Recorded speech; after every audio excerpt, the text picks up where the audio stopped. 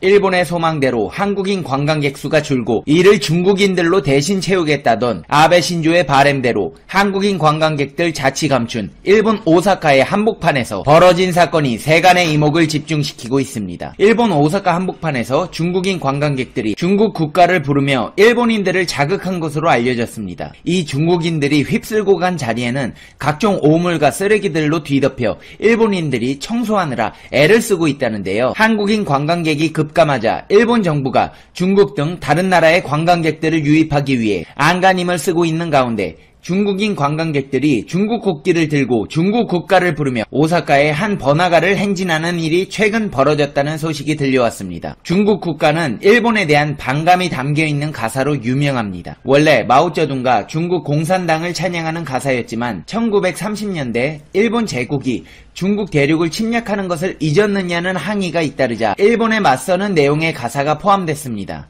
가사 내용은 다음과 같습니다. 일어나라 노예가 되기를 원치 않는 사람들이여, 우리의 피와 살로 새로운 만리장성을 세우자. 중화민족의 가장 위험한 시기가 닥쳐올 때 억압받는 한 사람마다 마지막 함성이 터져나오리. 일어나라 일어나라 일어나라, 우리의 마음을 하나로 모아서 적의 포화에 맞서 전진. 가사를 들어보면 중국인들의 나라 사랑이 정말 대단한데요. 중국인들은 관광 매너 또한 정말 대단한 민족입니다. 예전에는 일본 오사카의 한 레스토랑에서 중국인 관광객이 쫓겨나는 모습이 담긴 영상이 논란을 빚은 적이 있습니다. 홍콩 사우스 차이나 모닝포스트는 일본을 여행한 중국인 여성 2명이 중국인이라는 이유로 식당에서 차별을 받았다며 온라인에 올린 영상이 네티즌들에게 지지가 아닌 질타를 받고 있다고 보도했습니다. 공개된 영상에는 식당의 종업원으로 추정되는 일본 남성이 중국인 관광객들을 향해 그냥 나가달라, 돈은 필요 없다고 말하는 내용이 담겨져 있습니다. 이 남성은 또 이렇게 지저분하게 먹는 사람은 본 적이 없다며 정말 더럽다며 자신의 손님들을 내쫓는 이유를 말하고 있습니다. 영상을 찍은 중국인 여성 2명은 오사카에 있는 뷔페 레스토랑에 갔다가 자신들이 중국인이라는 이유로 홀대를 받고 내쫓겨났다고 주장하고 있습니다. 그들은 90분간 이용할 수 있는 뷔페 레스토랑을 이용했지만 옆에 있는 일본 손님들과 다른 서비스를 받았다며 계산할 때 일본 손님과 왜 다르게 대우하냐고 물으며 동영상을 촬영하자 종업원이 화를 내기 시작했다고 주장했습니다. 하지만 해당 종업원은 상반된 주장을 하고 있습니다. 그는 일본 후지TV와의 인터뷰에서 자신이 2명의 중국인 관광객을 쫓아낸 사실을 인정하면서도 그럴 수밖에 없었다고 말했습니다. 뷔페에서 새우튀김을 싹쓸이 해오는가 하면 그들은 새우를 주문해 껍질을 전부 바닥에 버렸다며 또 여러 차례 안내했음에도 불구하고 이용시간 90분이 지난 뒤에도 식당을 떠나지 않았다고 설명했습니다. 사건을 접한 몇몇 네티즌들은 자신들도 일본 여행 중 비슷한 차별을 당했다며 영상을 올린 이들을 두둔했지만 대부분은 중국인들의 여행 매너가 바뀌어야 한다는 반응을 보였다고 사우스 차이나 모닝포스트는 전했습니다. 일본 종업원들은 중국인들이 교훈을 깊이 새길 수 있도록 더 강하게 대응했어야 한다. 바닥에 침을 뱉거나 옆 사람이 식사를 하고 있는데 뼈나 쓰레기를 테이블에 올려놓는 행동 등은 하지 말아야 한다는 내용의 글이 연이어 올라왔습니다. 사우스 차이나 모닝포스트는 중국 여행객들은 해외에서 나쁜 행동으로 유명하다면서 하지만 많은 사람들이 이젠 국수주의적 감성에 휩싸이지 않고 오히려 중국인들이 식당에서 한 행동에 대해 의문을 제기하며 변화를 촉구하고 있다고 전했습니다. 중국인들이 일본 본토까지 들어가 국가를 부르며 일본을 흔들고 있지만 이는 아베 신조 관광계획의 일환으로 한국인 여행객 대신 중국인들로 채우겠다는 그의 야심찬 포부가 현실화되며 나타나는 부작용으로 보입니다. 그렇다면 오사카를 제외한 다른 지역의 상황은 어떨까요? 방일 한국 여행객 수가 감소했다는 공식 통계가 나오면서 일본 내에서 우려의 목소리가 나오고 있습니다.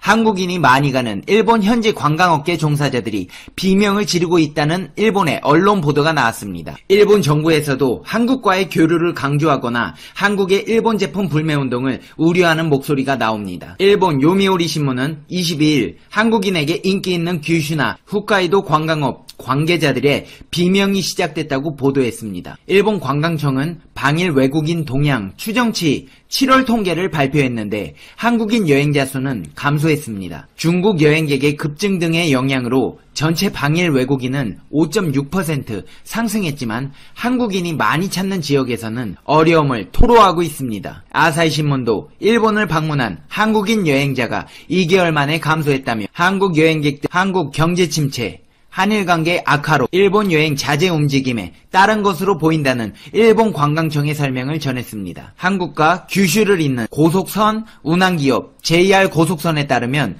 일본 연휴인 오본 기간 중 고속선을 이용한 관광객은 전년 대비 70% 급락해 833명에 불과했습니다. 한 관계자는 한일 갈등으로 한국인 신규 예약이 줄어들게 됐다며 한일 관계가 좋아지길 바란다고 말했습니다. 아니 얘들은 경제 보복할 땐 언제고 이제 와서 좋아지길 바란대. 진짜 어이없네. 요미우리는 방일 한국인 감소는 일본 정부가 도쿄올림픽을 계기로 목표한 2020년 방일 관광객 4천만 명의 목표에도 악영향을 준다고 지적했습니다. 또 여행객 감소는 지방에선 죽고 사는 문제라며 지방 관광지에서 한국인 감소로 인한 경제적 피해가 크다고 분석했습니다. 일본 정부는 관광을 통한 지방 창생을 내걸 만큼 관광에 지역 경제가 상당 부분 의존하고 있습니다. 향후 방일 한국인이 더 줄어들 것이라는 우려도 있습니다. 나루세 미치노리 일본 총합연구소 부주임 연구원은 7월부는 한일 관계의 악화로 확대되기 전에 예약한 사람이 대부분이라면서 8월 이후 한국으로부터의 방문객 수 감소가 확대될 것으로 예상된다고 아사히 신문에 말했습니다. 이런 가운데 일본 정부에서도 우려의 목소리가 나왔습니다. 세코 히로시게 일본 경제산업상은 일본은 국제적으로 인정된 규칙을 따르고 있다며 한국이 냉정하게 반응했으면 좋겠다고 말했습니다. 또 대한민국 국민들이 불매운동 등으로 확대시켜 한일 관계를 악화시키는 건 바람직하지 않다고 말했다고 고로다로 외무상도 21일 중국 베이징에서 열린 한중일 외교장관 회의 이후 기자들과 만나 한일 교류사업 취소 및 불매운동 등을 어떻게 타개할 것인지에 대한 질문을 받고 오히려 이런 때이므로 국민 교류를 적극적으로 해야 함이다 라고 말했습니다. 참 일본 말하는 거 들어보면 진짜 뻔뻔하기가 그지 없습니다. 자기들이 먼저 경제 규제 해놓고 아쉬워지니까 이제 와서 친하게 지내자고. 진짜 어이없네. 한편 대마도의 시장은 한일 여객선의 운항을 재개해달라고 떼쓰고 있습니다. 요즘 대마도에 한국인 방문율이 급감한 탓에 여객선 운항을 멈춘 탓입니다. 그도 그럴 것이 2018년 기준 이즈하라항으로 입국한 외국인은 99,789명이었는데 한국인의 비율이 99.5%입니다. 관광업 의존도가 높은 인구 3만 명 안팎의 소도시 대마도는 지난해 방문객 41만 명 가운데 전체 외국인 관광객 중 무려 99.5%가 한국인이었지만 올해 관광객 수가 지난해 3분의 1 수준으로 급락해 지역 경제에 타격이 예상되고 있습니다. 여러분, 대마도에 보물 숨겨 놓으셨습니까? 정말 무지하게 다녀오셨네요. 저는 한 번도 안 가봤습니다. 다카랍의 대마도 시장의 얘기를 들어보자면 한국인 관광객 감소로 스시마 경제가 얼마나 나빠졌냐는 질문에 한마디로 지역 경제 타격이 심각한 수준임입니다. 한국 관광객에 의존했던 관광 관련 업소들은 휴업을 하거나 매출이 크게 줄어드는 등 큰 타격을 입었습니다. 한국인의 기피 현상이 장기화되면 머지않아 문을 닫는 업소도 나올 것임입니다. 라고 말했습니다. 다카랍의 대마도 시장은 스시마의 관광 인프라를 점검하고 정비하는 기회로 삼을 것이라며 일방 통행적 관광에서 벗어나 양방향 관광이 될 수 있도록 노력해야겠다고 생각한다고 답했습니다. 이제 페페TV의 결론을 내겠습니다. Conclusion, 페페TV. 한국인들 안 오면 중국인들로 관광지를 채우겠다던 아베의 계획이 현실화되었습니다. 일본 관광업계 종사자 여러분, 축하드립니다. 중국 국가 많이 들으시고 저절로 외워지는 날이 빨리 오길 바라겠습니다. 쓰레기도 잘 치워주세요. 중국 관광객들이 불편함을 느낄 수 있거든요. 그래도 한국인들은 안 갈 거예요. 방사능이 너무 무섭거든요. 방사능 농작물 중국인들한테 많이 팔아서 부자 되세요. 중국 관광객들 화이팅! 페페TV를 보고 계신 여러분은 사랑받기 위해 태어난 사람입니다. 그리고 여러분에게는 행복해질 권리가 있습니다. 오늘은 어떤 하루를 보내고 계신가요? 혹시 힘들거나 기분 안 좋은 일 있으셨나요? 수많은 별들 중에서도 그 어느 하나 빛을 내지 않는 별은 없지요. 페페TV는 그 누구보다 아름답고 소중한 당신을 믿고 있습니다. 당신은 할 수 있습니다. 당신은 최고입니다. 그리고 꼭 기분 좋은 일이 생길 거예요. 피그말리온. 간절히 원하면 무엇이든지 다 이루어진대요. 걱정 마세요. 다 잘 될 거예요. 핑계로 성공한 건 김건모밖에 없고 포기는 배추를 셀 때나 쓰이는 말입니다. 긍정적인 마음으로 할 수 있다고 생각할 때 이미 반은 성공한 것입니다. 아무도 당신을 믿지 않을 때도 자기 자신을 믿는 것, 그것이 성공을 향하는 길입니다. 게다가 페페TV는 당신이 할 수 있다는 것을 믿고 있습니다. 우리 모두 자기 자신을 믿어 성공적인 인생을 만들어봐요. 구독은 안 하셔도 좋습니다. 다만 가끔씩 각종 사회 이슈들이나 재미있는 이야기를 듣고 싶을 때가 있다면 하루 종일 여러분을 위해 어떤 이야기를 해줄까 고민하고 있는 페페TV를 찾아주세요. 페페TV만의 시각에서 여러분께 사실만을 근거로 팩트로 알려드리겠습니다. 힘든 하루일 모두 잊으시고 페페TV 보시면서 행복한 시간 되시길 바라겠습니다. 미국의 대선 결과에 가장 촉각을 곤두세우고 있는 나라는 단연 중국일 것입니다.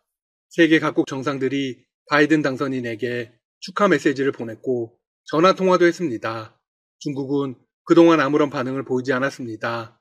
그리고 미국 대선이 끝난 지 열흘 만에 바이든 대통령 당선인과 해리스 부통령 당선인에 대한 축하 인사를 전했습니다. 이에 전문가들은 트럼프 대통령을 배려한 것이라는 분석을 내놓았습니다.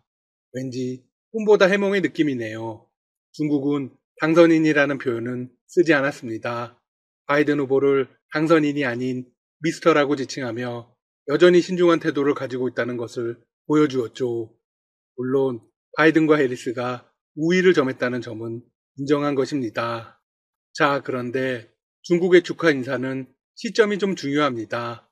최근 폼페이오 국무장관은 한 라디오 방송에서 중국이 엄청난 충격을 받을 만한 발언을 했습니다. 대만은 중국의 일부가 전혀 아니다. 중국이 뒤집어질 만한 이야기죠. 사실상 역대급 발언입니다. 폼페이오는 이렇게 덧붙였습니다. 미국이 35년간 고수한 외교 안보 정책을 설계하기 위해 레이건 행정부가 했던 일을 통해 이를 알 수 있다. 폼페이오 장관이 레이건 대통령을 언급한 이유는 무엇일까요? 로널드 레이건 전 미국 대통령은 1982년 당시 대만의 무기 판매를 줄이기로 중국과 공개 합의했습니다. 하지만 대내적으로는 중국의 위협 수위에 따라 대만에 제공하는 무기의 질과 양을 결정한다고 명시했습니다. 주 대만 미 대사관 격인 제 대만협회는 지난 9월 관련 문서를 공개했습니다. 폼페이오 장관의 발언이 알려지자 중국은 곧바로 반박했습니다. 지난 13일 중국 외교부 대변인은 폼페이오 장관을 언급하며 강한 발언을 쏟아냈습니다. 우리는 폼페이오 장관과 그 동료들에게 엄중히 경고한다. 중국의 핵심 이익을 침해하거나 중국 내정에 간섭하는 행위는 중국의 단호한 반격을 맞게 될 것이다. 중국 정부에 이어서 민족주의 성향이 강한 황구시보도 강력한 논평을 내놓았습니다. 폼페이오 장관은 다른 미 고위 관리가 한 번도 한 적이 없는 말을 했다. 그의 발언은 미국이 대만 해협의 안정을 얼마나 위태롭게 할 것인가에 대한 추측을 다시 한번 불러일으켰다. 이어서 하나의 중국 원칙은 중미 관계의 추석 중 하나이다. 중화인민공화국은 중국의 유일한 합법 정부로서 해협을 가로지르는 양쪽 모두 하나의 중국이라는 사실이 중미 공동문서에 분명히 적혀 있다고 주장했습니다. 미국은 중국을 전방위로 압박하고 있습니다. 경제적인 문제도 민감하지만 중국의 입장에서 가장 예민한 문제는 단연 대만입니다. 중국은 호시탐탐 대만을 삼키고 싶어 합니다. 한구시보는 미국의 악의적인 도발에 맞서 중국은 단호하게 반격에 나서야 한다. 앞으로 중국이 필요할 때 반격을 꺼리지 않는다는 것을 깨닫게 해야 한다고 촉구했습니다. 반면 대만 측의 입장은 어떨까요? 격하게 환영의 메시지를 보냈습니다. 대만은 독립적인 주권국가이며 중국의 일부가 아니다. 이것은 사실이자 현 상황이다. 폼페이오 장관의 지지에 감사를 표한다. 앞서 중국의 축하 메시지 시점을 언급했죠? 중국이 바이든 당선인에게 축하 메시지를 보낸 건 폼페이오 장관의 발언이 나온 직후입니다. 즉, 바이든 당선인에게 제대로 줄을 서야겠다고 판단한 것입니다. 글로벌 전문가들은 폼페이오 같은 개인에 의해 양국 관계가 더는 손상돼서는 안 된다는 신호를 보내고 싶었던 것이라고 분석합니다. 하지만 중국이 바라는 대로 되지 않을 듯합니다. 바이든 후보의 당선이 확정되면 국방장관은 미셸 플러노이 전 국방차관이 지명될 가능성이 높습니다.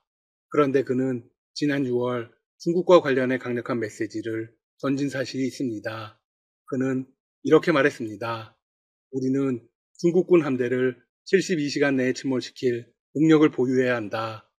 플러노이는 올해 6월 미 외교 전문지 포린 어페너스에 아시아에서 어떻게 전쟁을 막을까라는 제목의 기고문을 실었습니다.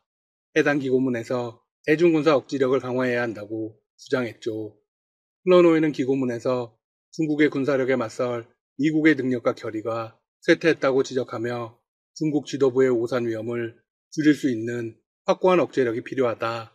미국이 남중국해에서 억지력을 강화하면 중국군이 군사행동을 제거할 수 있다고 주장했습니다. 화제가 되고 있는 메시지는 바로 직후에 나옵니다. 가령 미군이 남중국해에 있는 중국의 모든 군함과 잠수함, 상선을 72시간 내에 침몰시킬 수 있는 능력을 갖고 있다면 중국 지도자들은 대만의 봉쇄나 침공을 감행하는 판단을 제고할 수 있다. 중국은 위험을 무릅쓰고 전체 함대를 투입할 가치가 있는지 의문을 품어야 할 것이다. 강력하네요. 플러노이의 주장은 여기서 끝이 아니었습니다. 자신의 주장을 이루어내기 위해 전통적인 무기 시스템 대신 무인 잠수정 등 새로운 기술에 투자해야 한다고 했습니다. 또한 병력 기동 부대 비중을 늘려야 한다고 보았죠. 물론 그의 주장은 현실적으로 곧바로 수용되긴 어렵습니다. 막대한 자금이 필요하기 때문이죠. 하지만 차기 국방장관이 이런 생각을 하고 있다는 게 중요합니다. 앞으로도 미국이 계속해서 중국에 대한 군사적 압력을 가할 것임이 분명하기 때문입니다. 한편 싱가포르의 한 국제관계 전문가는 이렇게 말했습니다. 누가 차기 국방장관으로 취임하더라도 한 가지는 확실하다. 중국인민해방군의 대만 침략 시 미국은 확실히 개입한다. 플러노이는 동맹국과의 관계에 대해서도 언급했습니다. 미국이 아시아 태평양 지역 국가들의 손을 내밀어 원의주의적이고 수정주의적인 중국의 조치에 공동으로 맞서야 한다. 동맹국들과 더 정기적으로 군사훈련을 하고 고위 관리들과 함께 경제, 기술, 정치적 조치들에 대한 포트폴리오를 마련해야 한다. 앞으로 중국을 겨냥한 연합훈련을 더 강화하자는 것이죠. 글로벌 언론들은 바이든 행정부가 중국 견제를 위해 집단적이고 다자적인 접근법을 선호할 것이라고 밝혔습니다. 여기에는 한미일의 관계가 가장 중요하고 미국을 중심으로 인도, 호주, 일본이 참여하는 쿼드도 이어질 것이라고 분석했습니다. 한편 트럼프 대통령은 대선 이후 또 중국 기업을 제재하는 행정명령에 서명했습니다. 이에 중국의 관영 글로벌 타임스는 폼페이오 장관의 발언과 함께 이렇게 비판했습니다. 트럼프 대통령이 중국 기업 31곳을 제재하고 마이크 폼페이오 미 국무장관은 대만이 중국의 일부가 아니라고 발언한 것은 미국이 마지막 관계에 빠질 것임을 시사한다. 이후 글로벌 타임스는 트럼프 대통령의 결정을 이렇게 해석했습니다. 집권 세력이 마지막으로 강인함을 과시하기 위한 대중적 쇼에 불과하다. 이는 스스로 정치적 유산을 쌓겠다는 의미이다. 이어서 이번 행정명령으로 미국 투자자들의 중국 기업 지분 보유와 자본시장을 통한 직접 투자가 위축될 것이라고 덧붙였습니다. 트럼프 대통령의 행정명령은 내년 1월 11일부터 시행될 예정입니다. 언뜻 중국이 강하게 대응하는 듯 보입니다. 하지만 속내를 들여다보면 그렇지도 않습니다. 중국은 바이든 당선인에 대한 축하 인사에 신중하면서도 소송으로 대선 결과를 뒤집기를 원하는 트럼프 대통령과 그의 유권자들에 대한 존경도 표했습니다. 트럼프 대통령과 폼페이오 미 국무장관은 여전히 강력하게 중국을 자극하고 있지만 중국은 사실상 한 발 물러선 입장을 취한 것이죠. 앞으로의 상황도 계속 전해드리겠습니다. 지금까지 닥터시사TV였습니다. 여러분 시청해주셔서 감사합니다. 구독과 좋아요 부탁드립니다.